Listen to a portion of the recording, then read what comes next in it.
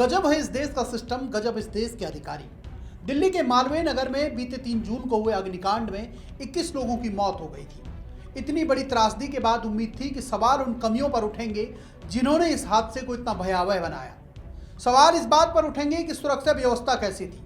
अगर इमारत में क्षमता से ज़्यादा लोगों को ठहराया जा रहा था तो उसकी निगरानी किसने की। सवाल इस बात पर उठेंगे कि आपात स्थिति में लोगों के बाहर निकलने के पर्याप्त रास्ते क्यों नहीं थे, और उन लोगों से सवाल पूछे जाएंगे जिनकी जिम्मेदारी थी यह सुनिश्चित करना कि ऐसी घटना कभी ना हो। लेकिन फिलहाल सबसे ज़्यादा चर्चा जिस नाम की हो रही है वो नाम उस होटल में काम करने वाले 65 वर्षीय कुक का है। दिल्ली पुलिस ने इस मामले में उत्तराखंड के पौड़ी गढ़वाल के रहने वाले सैफ केशव नेगी को गिरफ्तार कर लिया है। पुलिस का दावा है कि उनके एक फैसले ने हालात को और भी गंभीर बना दिया था। लेकिन दूसरी तरफ कई लोग सवाल उठा रहे हैं कि क्या 21 मौतों का जिम्मेदार एक कुक हो सकता है। क्या केशव नेगी इस हादसे के मुख्य जिम्मेदार हैं?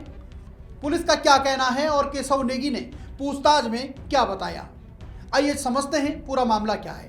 नमस्कार, मैं हूं लक्ष्मण और आप देख रहे हैं तीतर न्यूज। दिल्ली पुलिस के अनुसार पूछताछ के दौरान केशव नेगी ने बताया कि हादसे वाली सुबह वह होटल के किचन में काम कर रहे थे। उनके मुताबिक उन्होंने एक इलेक्ट्रिक स्टोव चालू किया था और कुछ समय बाद उसी क्षेत्र में उन्हें आग लगने की सूचना मिली थी।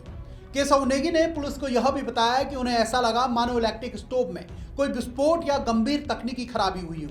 हालात बिगड़ते देख उन्होंने मुख्य बिजली आपूर्ति यानी मेन पावर सप्लाई बंद कर दी थी ताकि आग को फैलने से रोका जा सके। लेकिन यहीं से जांच की दिशा बदल गई। पुलिस का दावा है कि मेन पावर सप्लाई बंद करने के बाद होटल की कई इलेक्ट्रॉनिक व्यवस्थाएं प्रभावित हो गई। मामले की जांच कर रही एजेंसियों के अनुसार इलेक्ट्रॉनिक डोर लॉकिंग सिस्टम ने काम करना बंद कर दिया, जिस कारण कई मेहमान समय रहते बाहर नहीं निकल सके और इमारत के भीतर जलकर उनकी मौत हो गई। पुलिस का मानना है कि आग से बचने की कोशिश में लिए गए होटल के सेफ केशव नेगी के इस फैसले ने उस वक्त हालात को और भी गंभीर बना दिया था। इसी आधार पर केशव नेगी को गिरफ्तार किया गया है और उनसे आगे की पूछताछ की जा रही है। कई मीडिया रिपोर्ट्स के मुताबिक इमारत में सुरक्षा मानकों को लेकर कई खामियां थी। निकासी मार्ग, फायर सेफ्टी इंतजाम, भवन की संरचना और अन्य व्यवस्थाएं भी जांच के दायरे में हैं। यही वजह है कि केशव नेगी की गिरफ्तारी के बाद बहस और भी ज़्यादा तेज हो गई है।